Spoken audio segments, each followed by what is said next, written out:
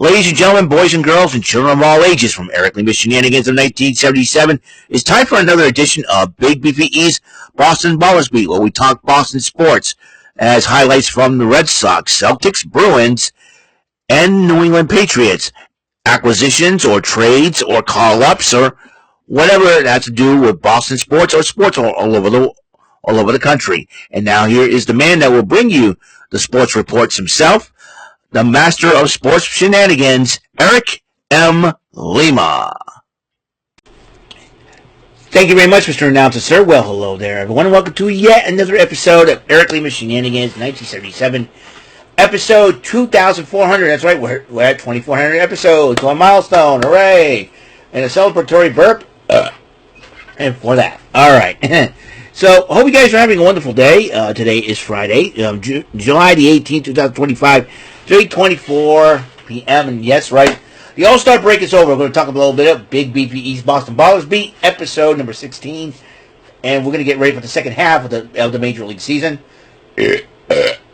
Excuse me again. Man, I'm trying to get something good here.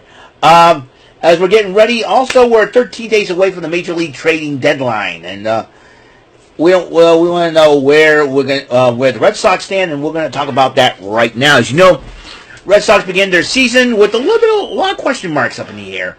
Will they or won't they? That was the two of the biggest question marks. What about the rotation? The Red Sox acquired Walker Buehler and Garrett Crochet via free agency. And we didn't know, as Red Sox fans, we didn't know where the Sox are going to go. And so then there was the big drama with Rafael Devers and wanting to play first base. Now here's the deal. Here's the thing: the Red Sox acquired third baseman Alex Bregman via free agency, which wasn't bad because we need another bat in the lineup, which is not that bad. Because Tyler O'Neill, that 1 year that he had 30 home runs with the Sox, that was pretty good. Now he's in Baltimore, and we weren't sure what we do for offense. And I know the Red Sox had some problems with it, even though Rafael Devers was the one that had been hitting the ball. But we weren't so sure how this is going to compare out. They wanted him to play first base, have him try it out there, and so Rafael Devers made a big stink about it during spring training. So the Sox were not very sure of how this. I don't know if something's happened to Tristan Casas. They had him at first base, so when Casas went down, they wanted him to play first base. And I think that's what the Red Sox are fearing that Casas could get hurt again. I think he's been injury prone. So when Casas went down, they wanted him to play first base, and John Henry had a meeting with Rafael Devers in the Kansas City series.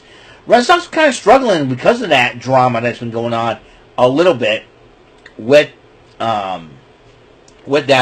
The Red Sox have been struggling a bit, but luckily they weren't in last place, like third, fourth place, and all that. Rafael did start the season off in a slump, and then when he got hot.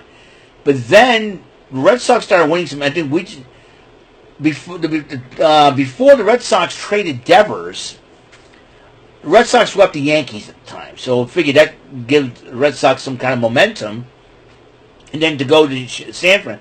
And before the series in San Fran, the Red Sox traded away Devers to the team they're going to be playing against. And I'm going, oh boy, this is not going to be awkward. So, and the Red Sox got a couple of pitchers for him and a minor leaguer as well. So there's that. And but since then, the Red Sox have been struggling. They've been trying to find their footing since letting go of Devers. And in fact, the contract that they signed Devers for is now going over to San Fran. San Fran's going to have to eat up that contract. And so then Bregman went down with an injury, and then so kind of like just struggling on the offensive side. And then the Red Sox July 4th weekend, they ran into, it was a couple weeks ago, run into the Washington Nationals, I do believe, and the Washington after what it took 2 or 3 against Cincinnati to start it off, and then start off July, and then goes into the Nationals, ends up sweeping them, and then the Rockies come into town. No. The Sox end up going to the Rockies, end up sweeping them, and then you come back to Fenway to face the Rays. Now the Rays were one of the toughest teams. The Blue Jays and the Yankees were trading first and second place at the time, so it's like, okay, what do? You know, what did the Sox do? They don't have to go nowhere but up. Bregman just came back. Alex Bregman just came back. Masataka Yoshida just came back. And surprisingly, they're keeping Marcelo Meyer and Roman Anthony up in the major leagues for now, unless they made a decision to send those guys back to Worcester, along with Christian Campbell, so they make Worcester stronger. But it seems like Meyer and Roman Anthony were the main keys to helping the Red Sox, and a lot of people saying got to call these guys up, man. Maybe they can help the team out.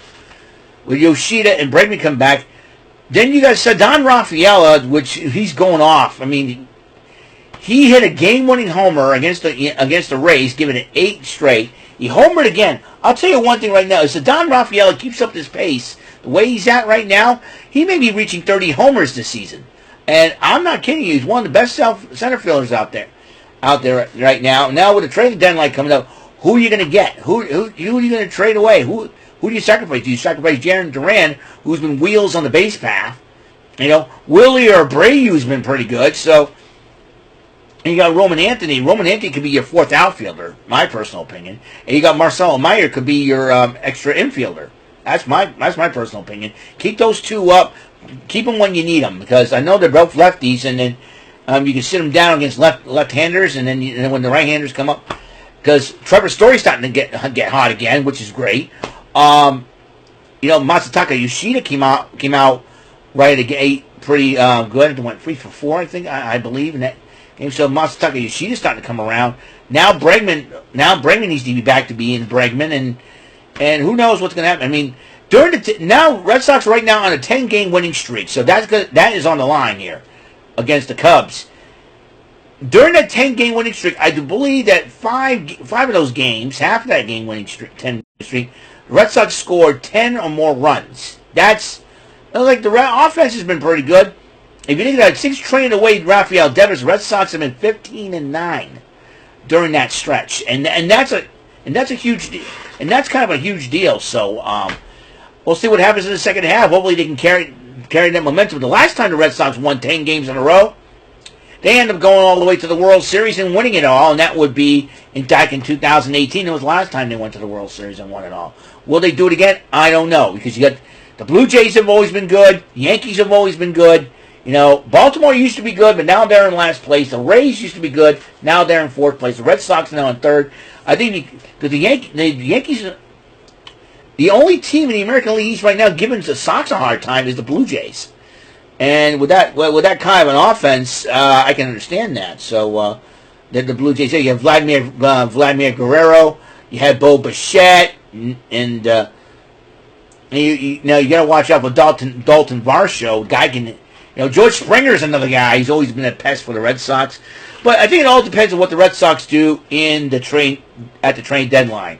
There were rumors saying, there was Chris Rose and Trevor Plouffe were talking about, John Boy talking baseball, that the Red Sox bring back Chris Sale.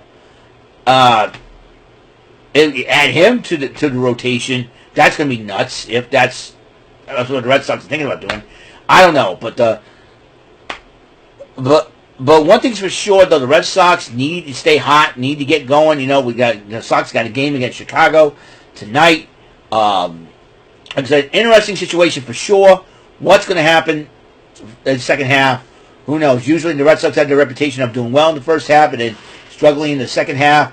But everything's been changed since 2004, since these guys won it all. So we shall see what happens and how the Red Sox approach the trade deadline. The Red front office approach the trade deadline. Yeah, some folks, and all that good stuff. So I'm kind of looking forward to seeing it. It'll be interesting now without Rafael Devers in that lineup. And, who knows? Ceddanne Rafaela could be starting back and clean up the way he's been hitting. It all depends on, too, how, Roman Anthony and Marcelo Meyer, I think they did try it with Christian Campbell, but Christian Campbell was struggling. He was sent down. So maybe Marcelo Meyer could be a better second baseman. Who knows? It all depends on how Alex Cora goes about this and how the Red Sox front office goes about that as well. Trade deadline may be coming soon. We'll see. And like I said, Red Sox already traded away one of their best players in Rafael Devers. Who's next? So, Red Sox traded Nomar, and look what happened. Bada bing, bada boom. Curse broken. World Series champs. And I still can't believe these guys. I still can't believe we're in this shirt because it's so surreal that it's even happened. Now, will the Red Sox win their fifth in the 21st century? Who knows? Like I said, you get the Yankees. The Tigers have been a very tough team. You got Tariq Skubal, and maybe the Dodgers are the team to beat. They are the defending World Series champions. They are the team to beat. And in the American League, the team to beat is the New York Yankees because they have great offense. The pitching was there. But like I say, I think the Dodgers gotten stronger and better. You got Shohei Ohtani back in the rotation as a pitcher again. And the guy's still hitting the ball like crazy. And you got, Roki Sasaki. You got Yoshinobu Yamamoto. Two pitchers that are from the land of the rising sun that are very good. They're helping the Dodgers be strong there. And then, but the Red Sox right now, we have to deal with the Cubs. The Sox have to deal with the Cubs. You got Seiya Suzuki who can crack the ball, who can hit the cover off the ball. You got Shota Imanaga, a guy who can really, really pitch lights out. We got Sox have to worry about trying to figure out how to keep the bat keep the bat on Seiya Suzuki's shoulders, and how to solve the problem of Shota Imanaga. That's the I think the main thing is getting those two and shutting them down, or in this case, batting around Shota Imanaga and shutting down Seiya Suzuki. And I think there's a lot of players there in the Cubs that are very good. Pete Crow Armstrong, I believe, he's another one that Red Sox will have to figure out how to make him ride the pine again.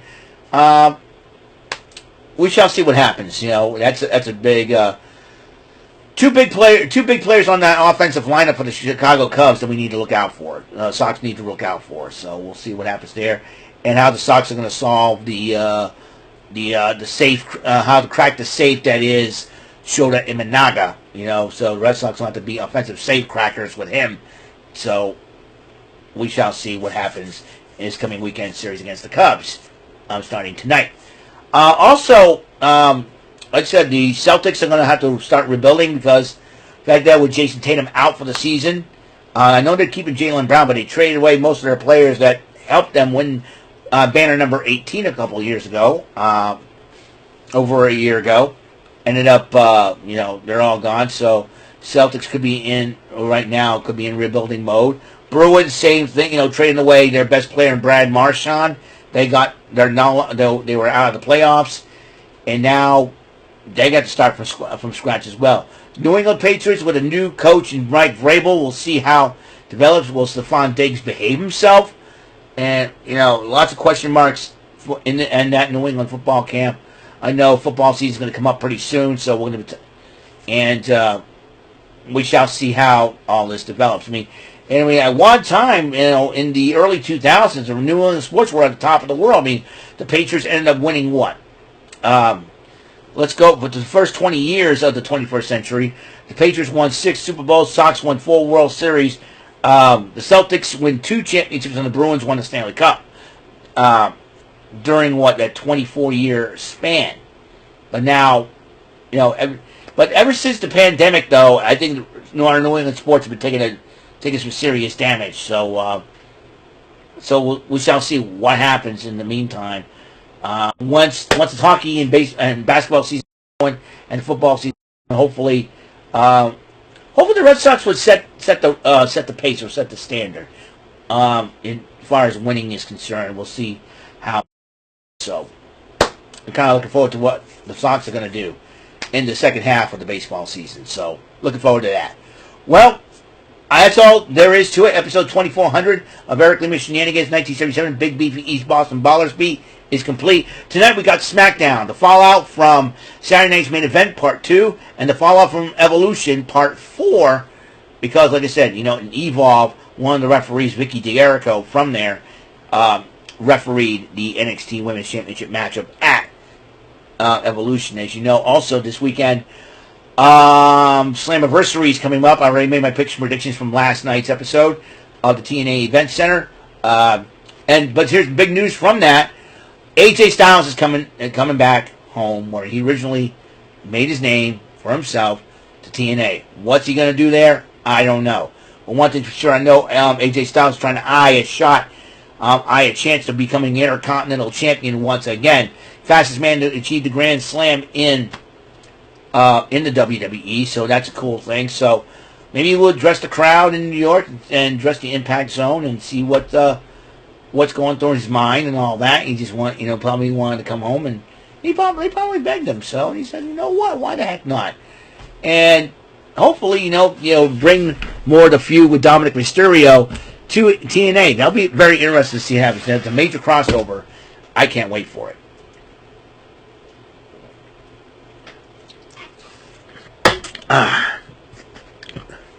That's pretty good. All right. So that's all the time we have on the show. Thank you for coming in. Thank you for coming in. Thank you for watching this episode of Big Beefy East Boston Ballers Beat, episode 16, episode 2400 of the Rant podcast. Oh boy, that was been having that on the brain as of late. Of Eric Lima Shenanigans in 1977. I did 8 times more episodes on my channel than Rant and Rave podcast did. Come on. Seriously? Gotta be kidding me. Alright then, so I will see you guys later because, like I said, SmackDown's tonight. Will happen. So, I will see you then. So, until the next episode comes rolling around, Mr. Announcer, take us home. That is all for today's episode of the show. This is Mr. Announcer speaking for Eric Lima Shenanigans of 1977. A Big Beefy E and Do It for Bob Saget production, and in association with a Raving Bull for 3000 Telepictures and Distribution.